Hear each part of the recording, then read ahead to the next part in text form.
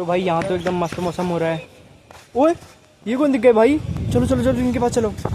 भाई भाई मैंने आपको ब्लॉग देखा था, वही उन्होंने जिसका भी IOCL में सिलेक्शन हुआ है। हाँ भाई बिल्कुल मैं वही हूँ। भाई कल मेरा इंटरव्यू है, मेरे को थोड़ी टिप्स एंड ट्रिक दो ना जिससे मैं अपना इंटरव्यू क्रैक कर पाऊँ। बिल्कुल भाई टेंशन मतलब मैं तेरे को बताता हूँ कैसा IOCL का इंटरव्यू क्रैक करना है। बताओ जल्दी जल्दी बता दो क्या करना है।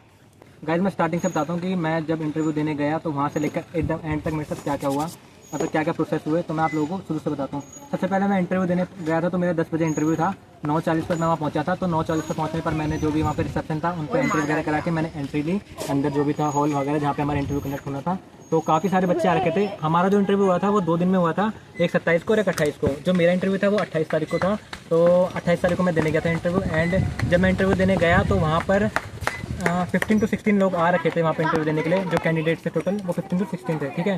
तो सबसे पहला जो प्रोसेस हुआ हमारा जो DV हुआ था, DV मतलब डॉक्यूमेंट वेरिफिकेशन। उसमें क्या था कि जो भी इंस्टीट्यूट ने हमें बताया हुआ था कि ये डॉक्यूमेंट आपको लेके आने हैं, तो ये सारे डॉक्यूमेंट वो उन्होंने चेक किए कि मेरे पास वो प्रॉपर डॉक्यूमेंट है या नहीं है। जैसे कि मेरे टाइम पे क्या क्या डॉक्यूमेंट थे, इंस्टीट्यूट की मार्कशीट, मेरा रिजल्ट का सर्टिफिकेट, अगर मेरिट सर्टिफिकेट है तो वो, और जो भी मेरा क्या था इंटर क्लियर का रिजल्ट था वो। तो ये 4-5 चीज़ें मैं लेके गया था, तो उन्होंने वेरीफाई करा। उसके बाद जो भी था इंटरव्यू में मतलब हमारा सीक्वेंस सेट किया गया कि पहले किसका सीक्वेंस है, दूसरा कौन है, तीसरा कौन है। तो मेरा जो नंबर था, मेरा 4th नंबर था, है ना। आई थिंक मेरा 4th नंबर था। तो 4th नंबर था। तो मेरे से पहले वाले जाने वाले लोग के बाद जब मेरा नंबर आया तो मैं अंदर गया तो अंदर 2 मैडम थी, ठीक है। तो थोड़ी एज टाइप मैडम थी, मतलब काफ़ी सीनियर मैडम थी वो और काफ़ी अच्छी थी। तो 2 मैडम थी वहाँ पे। सबसे पहले मैं बताता हूँ कि इंटरव्यू किस लैंग्वेज में हुआ। इंटरव्यू बेसिकली जो तो हुआ था वो हिंदी लैंग्वेज में होता है। यस, काफ़ी लोग कंफ्यूज होता है कि भाई हमें ये बताओ कि इंटरव्यू इंग्लिश में होता है या हिंदी में होता है। मैं एक चीज़ क्लियर कर दूँ कि ये टोटली आपके ऊपर डिपेंड करता है। अगर आपका कैंडिडेट सामने से इंग्लिश में बात करता है तो आपको भी इंग्लिश में बात करनी चाहिए। अगर वो शुरू से ही अगर वो हिंदी में बात करता है ना तो आपको कोई ज़रूरत नहीं इंग्लिश बोलने की, भाई क्यों मुसीबत मोड़ ले रहे हो, हिंदी में ही बात करो, कोई दिक्कत नहीं होगी, कैसे भी नहीं होगी। जो इंटरव्यू का पर्पज़ ये होता है कि आपको कैसे सामने वालों को अपनी बात आप बता सकते हो। आपको मतलब बेसिकली यही काम है आपका कि अपनी बात आपको सामने वाले तक पहुंचानी है, वो आप कैसे ही पहुंचाओ। लेकिन भाई नर्वस तो होते होगे? नहीं, नर्वस की कोई बात नहीं है। अगर आप थोड़ा सा प्रैक्टिस करके जाओगे तो कहीं पे भी आपको कुछ नहीं होने वाला है, ठीक है। तो अब मैं क्वेश्चन स्टार्ट करता हूँ, मेरे से क्या क्या क्वेश्चन पूछे गए और मैं आपको एक एक करके बताता हूँ, ठीक है। तो जो सबसे पहला क्वेश्चन था वो मेरे से कुछ पर्सनल रिलेटेड क्वेश्चन थे, जैसे कि मैं कहाँ से आया हूँ, मेरे घर में कौन कौन है, मेरे फादर के करते हैं, मेरी मदर के करती है। तो फर्स्ट क्वेश्चन जो था ये था। आप लोगों से भी यही पूछते हैं सबसे पहले वो। उन्होंने मेरे से सेल्फ इंट्रोडक्शन नहीं पूछा था।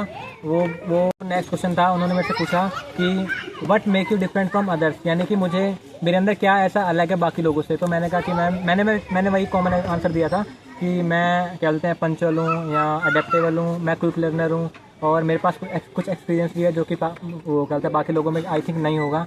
तो यही चीज़ें मैंने उनसे बोली थी। तो उन्होंने कहा था ठीक है। फिर वो गए नेक्स्ट क्वेश्चन पर। तो उन्होंने मेरे से कहा कि आपको एक्सेल के बारे में क्या नॉलेज है।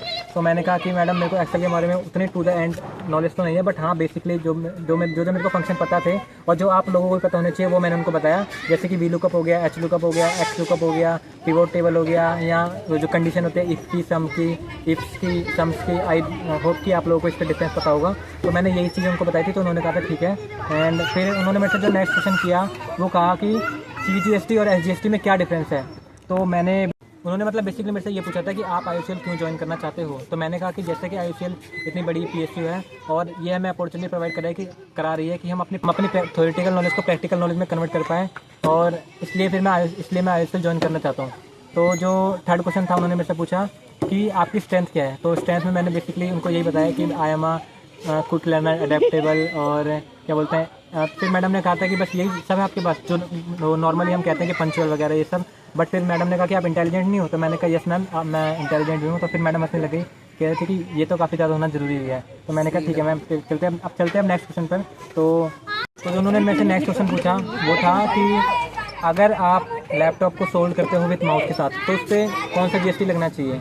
तो बेसिकली ये क्वेश्चन उन्होंने वहाँ से पूछा था, जो हमारे GST के टॉपिक में है नहीं, कंपोजिशन और मिक्स सप्लाई कॉन्सेप्ट। उन्होंने क्वेश्चन वहाँ से पूछा था। तो मैंने उनको जवाब दिया कि मैम ये एक क्या बोलते हैं मिक्स सप्लाई का केस है, क्योंकि ना जब जो लैपटॉप में बेसिकली सेल होता है ना वो माउस के साथ सेल नहीं होता, क्योंकि उसके अंदर ऑलरेडी टच पैड इंक्लूड होता है। तो इसीलिए फिर जो प्राइमरी होता है उसके अंदर टच पैड होता है, माउस तो है सेकेंडरी चीज़ होती है। तो मैंने मैडम को बताया था कि मैडम इसके ये एक क्या बोलते हैं मिक्स सप्लाई का केस है, और इसमें जो टैक्स रेट लगेगा वो दोनों में से माउस और लैपटॉप दोनों में से जिसका भी टैक्स रेट हाई होगा वो उसके ऊपर GST लगेगा। तो मैडम ने मेरे को गुड भी कहा था इसके पीछे, ठीक है। और फिर मैडम ने मुझसे पूछा था कि आप ROC और MCA में क्या डिफरेंट है, मतलब ROC और MCA किस तरीके से आपस में डिफरेंट है। तो मैं ना इस आंसर में थोड़ा सा नर्वस हो गया था, तो मैं ये इतना अच्छे से एक्सप्लेन नहीं कर पाया था, ठीक है। तो फिर जो नेक्स्ट क्वेश्चन था वो मैडम ने मुझे पूछा कि गोल्ड पर कौन से रेट का जीएसटी लगता है। तो मैं क्या बोलता है, मैंने मतलब जब मैं इंटरव्यू में बैठा था तो मेरा दिमाग उस टाइम उतना काम नहीं करा, है ना, वो सबके साथ होता है। तो मैंने ना गलती से गोल्ड को, मैंने उस टाइम सोचा कि गोल्ड एक हाई हैंड प्रोडक्ट होता है तो जिसके ऊपर हाईएस्ट रेट लगता होगा, तो मैंने उनको कह दिया था कि इसके ऊपर 28% का रेट टैक्स लगता है, बट जो एक्चुअल में होता है वो 3% का रेट उसमें लगता है। मेरे को बाद में जाकर याद आया कि हाँ मैंने वहाँ पे गलत बोला, एक्चुअल रेट जो होता है जीएसटी ऑन गोल्ड वो होता है 3%। मैडम ने मेरे को वहाँ पर भी कहा था, मतलब कि मैडम मेरे को सुना रही थी दूसरी मैडम ने, कि मैडम हमने तो कुछ दिन पहले गोल्ड खरीदा था और उसमें जो है 3% का जीएसटी रेट लगा था। तो तभी फिर मैंने मैडम को बोला कि सॉरी मैम, हाँ yes you are right, GST है जो गोल्ड पर वो 3% ही लगता है। तो फिर मैडम कहा ठीक है, वेरी गुड। फिर जो नेक्स्ट क्वेश्चन पूछा था कि आप एज अ लेमैन जीएसटी में क्या क्या इंप्रूवमेंट देखना चाहेंगे। तो फिर मैंने काफ़ी देर सोचा, मतलब उस टाइम मेरे माइंड में क्लिक भी नहीं करा, क्योंकि यार थोड़ा नर्वस होता है अंदर। तो फिर मैं मैडम को आंसर इसका नहीं दे पाया था। बाकी अगर मैं अभी पूछे तो मैं काफ़ी चीज़ें बता सकता हूँ, बट होता है ना कि एक इंटरव्यू करने के अंदर थोड़ा तुम लोग नर्वस हो जाते हो, तो वो चीज़ मेरे साथ हो गई थी, तो वो मैं चीज़ नहीं बता पाया था, ठीक है। तो बेसिकली यही मेरे से ऑलमोस्ट यही सारे क्वेश्चन मेरे से पूछे गए थे। और जो एक चीज़ मैं आप लोगों को टिप्स, जो अपनी तरफ से टिप्स दूँ या टिप्स बताऊँ कि क्या चीज़ इंटरव्यू में सबसे ज़्यादा इंपॉर्टेंट है, तो मैं एक चीज़ बोलना चाहूँगा कि इंटरव्यू में आप आंसर सही दो, ये चीज़ बिल्कुल भी मैटर नहीं करता। मतलब ऐसा नहीं है कि आपको सारे आंसर सही देने पड़ेंगे तब जाके ही वो आप लोगों को सेलेक्ट करेंगे। मैंने कई आंसर दिए, कई आंसर नहीं भी मैं दे पाया, बट फिर भी उन्होंने मेरे को सेलेक्ट करा। क्यों? जो सबसे ज़्यादा वहाँ पर मैटर करता है वो मैटर करता है आपका कॉन्फिडेंस, आप किस लेवल ऑफ कॉन्फिडेंस के साथ जो है इंटरव्यू में बैठे हुए। अगर आपका कॉन्फिडेंस अच्छा होगा ना, तो आप सामने वाले बंदे को कैसे भी इंप्रेस कर दोगे। तो मतलब ये है कि आपको इंटरव्यू में प्रॉपर कॉन्फिडेंट रहना है, जो मैडम पूछती है उसको बताना है, और जितना पूछे उतना ही बताना, ओवर स्मार्ट बनने की कोशिश मत करना, क्योंकि सामने वाला बंदा आपसे ज़्यादा होशियार बैठा हुआ है, वो आपको कैसे भी करके निकाल सकता है, ये आप लोग जानते हैं, ठीक है। तो यहीं तक का मेरा इंटरव्यू एक्सपीरियंस। और लास्ट में मैं एक टिप्स देना चाहूँगा जो लोग ज्वाइन करना चाहते हैं। अभी तक जहाँ मैंने जिस आईएसएल के डिवीज़न में मैंने ज्वाइन करा है, रिफाइनरी डिवीज़न में, हमारे साथ टोटल 5 कैंडिडेट हम सेलेक्ट हुए हैं, जिसमें से जो हम टोटल ओवरऑल 5 लोग हैं ना, 5 लोग एक्सपीरियंस है, वेल एक्सपीरियंस लोग हैं। ये चीज़ मैं आप लोगों को कहना चाहता हूँ, क्योंकि जो फ्रेशर अभी आईओसीएल ज्वाइन करने की सोच रहा है, मैं उसको बस एक टिप्स ये देना चाहूँगा कि भाई अगर तुम कहीं जगह काम करो, चाहे तुम 1 महीना 2 महीना 3 महीना काम करो, बट किसी न किसी काम जगह पर तुम काम करो।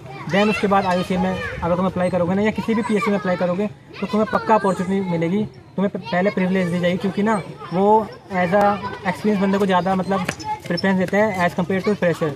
क्योंकि अगर आप एक्सपीरियंस है तो आपको थोड़े बहुत फंक्शन ऑलरेडी पता है और आप काम थोड़ा अच्छे से कर पाएंगे। तो ये पहली चीज़ तो ये है। और जहाँ मैंने ज्वाइन करा है, मेरे साथ 5 लोगों ने और ज्वाइन करा है, तो 5 लोग एक्सपीरियंस है। मेरे पास 5 मंथ्स का एक सीएमए फॉर्म में एक्सपीरियंस है, और एक लड़की जो है उसके पास भेल का एक्सपीरियंस है, एक लड़की ने जो है सीएट टायर में काम किया हुआ है, और 2 और हैं उन्होंने भी मतलब अलग अलग जगह काम किया हुआ है। इसीलिए पीएसयू में जाने से पहले मैं आप लोगों को बस यही कहना चाहूँगा कि आप चाहे 1 महीने का, चाहे 2 महीने का, चाहे 3 महीने का एक्सपीरियंस लेके ही जाएँ, आपके चांस सिलेक्शन होने के काफ़ी ज़्यादा बढ़ जाते हैं।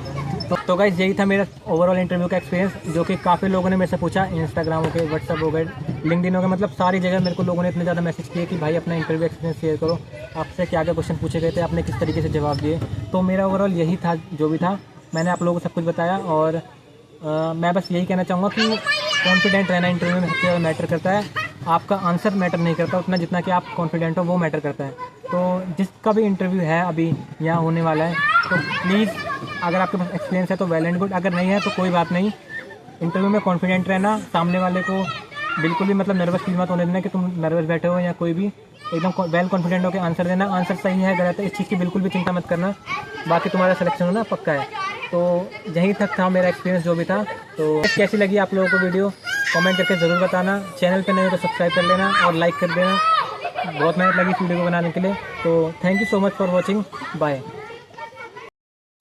तो गाइस एक चीज़ जो इम्पोर्टेंट थी वो मेरे को वीडियो शूट करने के बाद याद आई जब मैं एडिट कर रहा था। तो क्या है ना कि ये जो आईसीएल में मेरे से जितने भी क्वेश्चन पूछे गए हैं ना, मतलब मेरे से मेनली जीएसटी के क्वेश्चन पूछे गए हैं और आरओसी वगैरह क्वेश्चन पूछे गए हैं। क्यों पूछे गए हैं? क्योंकि मैंने रिज्यूम में अपना मेंशन किया हुआ था। तो आपका रिज्यूमे बहुत ज़्यादा मैटर करता है इन चीज़ों को लेकर, क्योंकि जो सामने बैठा हुआ कैंडिडेट है ना, वो आपको आपके रिज्यूमे से ही जज करेगा। तो जो आपने अपने रिज्यूमे में लिखा हुआ है ना, अगर आपने फाइनेंस से रिलेटेड क्वेश्चन वो चीज़ें लिखी हुई है तो आपसे वही पूछेगा, एफएम से रिलेटेड। तो ये चीज़ बहुत बहुत ध्यान रखना, मैं वीडियो में बताना भूल गया था, तो मैं सोचा अभी एक अलग से क्लिप ऐड कर दूँ इसमें। तो जो आपने अपने रिज्यूमे में लिखा हुआ है ना, वो चीज़ मस्ट मतलब बहुत ज़्यादा इंपॉर्टेंट है, क्योंकि पहला क्वेश्चन आपका उसी चीज़ से ही उठेगा, उसके बाद जो भी आप जिस डायरेक्शन में आपका इंटरव्यू जाएगा तो वो वैसे ही चलेगा। तो बहुत याद रखना कि जो आपने रिज्यूमे में लिखा है ना, वो चीज़ आप पक्का से पक्का मतलब उसमें एकदम श्योर होना चाहिए कि आपको वो चीज़ आती है। तो फिर आपका इंटरव्यू मतलब नेक्स्ट लेवल पर जाएगा। आपको कोई मतलब रोक नहीं सकता कि आपको फिर आपको मतलब कोई आपका सिलेक्शन कोई रोक नहीं सकता, ऐसा हो जाएगा, है ना। तो रिज्यूम में बहुत बहुत ध्यान रखना। और मेरे से जीएसटी वगैरह क्वेश्चन उन्होंने ज़्यादा इसलिए पूछे क्योंकि उन्होंने मेरे से काउंटर पूछा था कि आपका फेवरेट सब्जेक्ट कौन सा है, तो मैंने उनको जीएसटी कहा, तो इसलिए उन्होंने मेरे से जीएसटी क्वेश्चन ज़्यादा पूछे। तो ये चीज़ भी ध्यान रखना, अगर वो आपसे फेवरेट सब्जेक्ट पूछते हैं तो वही सब्जेक्ट का नाम लेना जिसमें मतलब आपकी महारत ही है। तो वरना फिर अगर आपने कुछ भी जोश जोश में आके बोल दिया ना तो फिर आपके लिए दिक्कत हो जाएगी, ठीक है। तो ये चीज़ ध्यान रखना और बाकी आगे वीडियो देखो। और जो कि मेरे को अपॉर्चुनिटी प्रोवाइड करे क्या हुआ? बंद करना वीडियो, चल तो बोलते रहे। लेवल पर हमें अपॉर्चुनिटी प्रोवाइड करा रही है प्रैक्टिकल नॉलेज अक्वायर करने की। जो कि हमने थियोरेटिकल नॉलेज पढ़ी हुई है उसको जो भी हम दुआ पे